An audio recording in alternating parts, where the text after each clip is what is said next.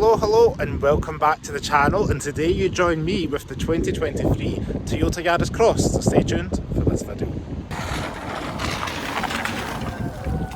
So here we have the Toyota Yaris Cross. You're maybe wondering what it is. This kind of car came out of nowhere a couple of years ago, and basically it's a Toyota Yaris hybrid, but raised up a little bit larger, and they call it a Cross. I actually think it looks really good, and I'm not just saying that because these indicators are reminding me of the Lexus LC500. I think it's quite a handsome car and it's distinctively Toyota. You can just kind of tell by the way it looks. It's quite chunky, the aesthetic of it. I just think it looks really good and rugged, and perhaps that's what you're looking for in your kind of mini crossover. This car only comes with a 1.5 litre 3-cylinder petrol, which we'll touch on in a minute. Hybrid only in the UK, hence the little blue inside the Toyota badge. This particular car is a design trim. At the moment there is 4 variations with the Icon, Excel, as well as the GR Sport. And each of those models have a kind of distinct fascia, as well as the rear end can get treatments on different alloy wheels. I believe the standard car comes with 16-inch wheels, and this particular one comes with 17, as you can see here. The headlight design, it's alright, you know, it's inoffensive. I said the favourite bit is these vertical indicators. I don't know why I love them so much. But headlight, little strip there, and you can kind of see quite pretty and modern in there, what you expect from a modern vehicle. Not too much to see up front. It has that Toyota bit, which I've noticed in most of the products, as well as Lexus, that rubber strip makes the car a little bit quieter and maybe a little bit more dynamic. Round the side here, you're going to see this little vortex generator. I believe that makes the car a little bit quieter, something if there's not the wind flow through here. You see that quite commonly in Toyota and Lexus products. The wheel arches in this car, if they're not the same, they're very similar to the ones you get in the RAV4 even, because they're quite boxy, quite chunky. And I think it just helps with the appeal of it, making it look a little bit more off-roaded than potentially it is. This car is front-wheel drive standard, but you can get a four-wheel drive option, which makes it a little bit more compelling when the weather looks like this today. Yeah, that's what we're dealing with.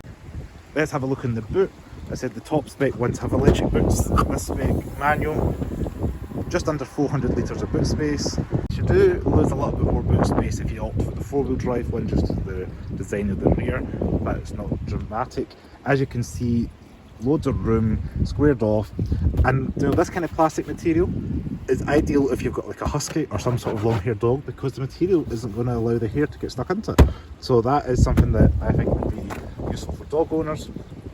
Nice squared off shape, you know, your pooch can be happy in there. The rear of the car, I do like the modern aesthetic of it. I know the new CHR's just out as well, and that kind of carries over this kind of design language here. But yeah, what do you think of it? I really like Toyotas right now. You know, if you asked me 15 years ago, I thought they were a little bit curvy, a little bit bland. I think they've done their most to make it exciting to look at and just like different. You know, and that's what's happening here. With this grey paint, you know, you can see you've got a grey bit in the bumper here. This changes in the higher spec models, and they've not tried to do anything to say, oh, here's a fake exhaust. You've got a little exhaust tip down there. You know, it's a hybrid, it knows what it is, it's in its lane, which is fine. We'll have a quick look at the back. One last thing in the rear is, this kind of reminds me of, you know, the BZ4X, the RZ, just that aerodynamic kind of design for the rear spoiler, stroke, you know, roof profile. I don't know what I want to call it, but yeah, that's what that reminded me of. Let's start in the back. What have we got? We have got room for 3 abreast. There is a child seat anchor point at the back, so if you want to get a child seat in, it's not too bad. As you can see, the doors open a reasonable amount. You know, you can get yourself in there, you can kids in there, whatever you want. Door copy, there is a little room for a little bottle, but that's about it. Nothing too exciting going on here. And the materials back here are plastic in this trim anyway, but at least that means it's easy to wipe down. So what's it like in the back? Well, I'm 5'11", maybe 6 foot with the big boots today, but headroom's alright for myself. You know, shoulder room, I would say 2 adults back here, no problem. Probably 3 kids, or taking your mates to the pub or an airport run at a push. But yeah, I think comfortable 2 adults, 3 children. you'll be fine. One big happy pooch back here, also probably all right. Do you know, window room is fine. I think the B pillar can be a little bit thick, so I'm sitting back looking out. That's my only takeaway, even from driving it, but do you know, it is what it is. I like the back of the car. Do you know, you've got a reasonable knee room, do you know, foot room's all right. There's a small transmission hump there, so somebody's going to put their feet up, but do you know, I think for two people, child seats, whatever it may be, it's perfectly adequate. There isn't any little like kind of mat pockets behind here, which is a little bit disappointing, but I know I've seen that in other Toyota Lexus products. It makes me, I just don't know why.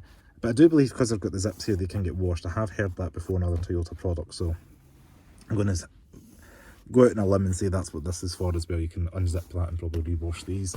You know, there's not too much to say back here. There's no air vents or charging or anything like that back here. It's just a nice family friendly vehicle, and you've got a good view out the front, which is probably important for making sure you don't get car sickness.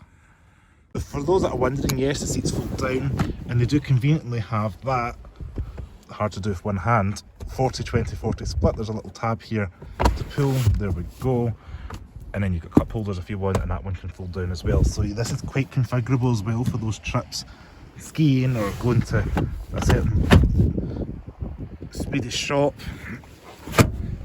You've got flexibility for family life back there. It's worth noting all models except the base model come with these cool little roof rails, which depending on the colour you get can make it pop out a little bit. So let's go ahead and jump inside the car because it's a bit windy and a bit horrible outside today. And this is where the magic happens, as we can see. So this is standard Toyota fare, which means you're going to get a nice blend of ergonomics, build quality, and easy to read gauge cluster and dials. Everything's logically where you'd expect it. Lights are on the stock. You've got window switches and door locks on the right hand side. Wipers up here.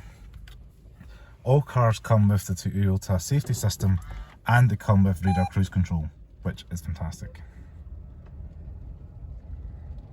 Let it do its little movie at the beginning, starting up. And because it's got that EV part of it, it's quiet, which is really cool. Up here you can see we've got a touchscreen.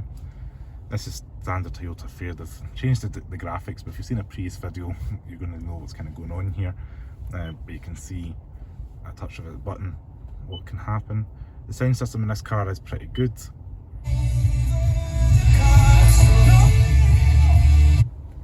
I don't want copyright on this video, but yeah, it doesn't have the JBL sound system. That is an option, but it sounds decent. As you can see here, we've got a little bit of storage there where you can put something like your iPhone. Down here you've got room for, you know, sweeties, other bits. You've even got a charge outlet which you can put the 12 volt power outlet over there like so, but you can charge your iPhone or something in there, and you've got your USB point to charge your other devices. So the touchscreen up here, you've got a couple of options. I mean, you can do the hard-coded buttons, or you can touch the touchscreen like so. It's nice, fast, responsive. I like the fact it's at eye level as well, so when you're driving you can just touch it. Hazards, nice solid button.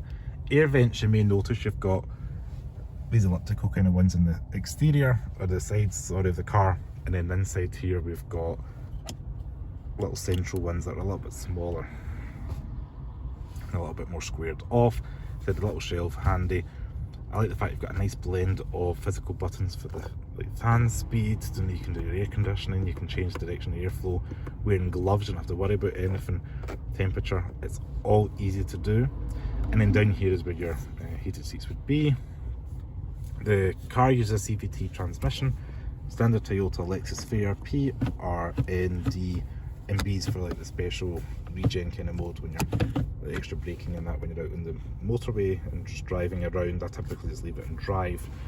We also have drive modes if you wanted to put it into various modes, probably eco mode being the kind of car that this is.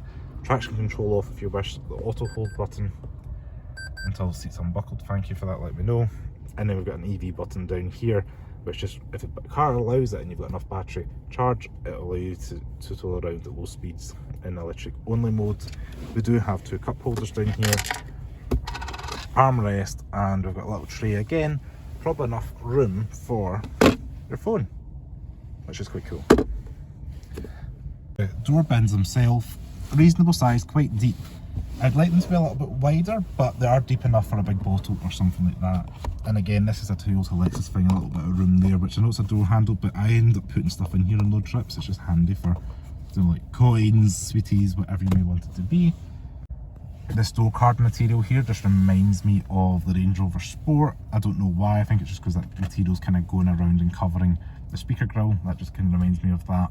But inside the car, I don't know, the quality's good, you know, it's at a price point, you know, so it's not going to be as luxurious as like an S-Class or the LC500, but, you know, it's soft squidgy, like look how soft and squidgy the dashboard is. You know, that's kind of wrapped in some sort of material. Touch points are reasonable. And the seats themselves, I've got this kind of, you know, the fabricy material, but this looks, if you squint, a bit like tweeds, a little bit, but it's nicely bolstered, it's nice, you know, soft squidgy material. I just think they're comfortable, so you can sit in it and get comfortable. And the door handles are just door handles, you know, you're not going to have to like worry about learning anything different like pushing buttons or pulling levers. It's just a traditional mechanical door handle. And anybody curious, your bonnet release is just down here. Go ahead and pull this lever to open the petrol cap. So I like the fact we've got physical buttons here on the Toyota Cross. Then you can physically do your phone, volume, speech, cruise control, all nice and easy to navigate. Everything is where you'd expect it to be. This time I got 74, even if I could read Thomas. There we go, 74 equal score. So hopefully you all enjoyed my review on this Toyota Yaris Cross. Once again, thank you so much to Helensburgh Toyota for loaning me this car today. If you like this video, please give me a thumbs up. Check out Helensburgh Toyota and make sure to subscribe to the channel, and I'll see you next video.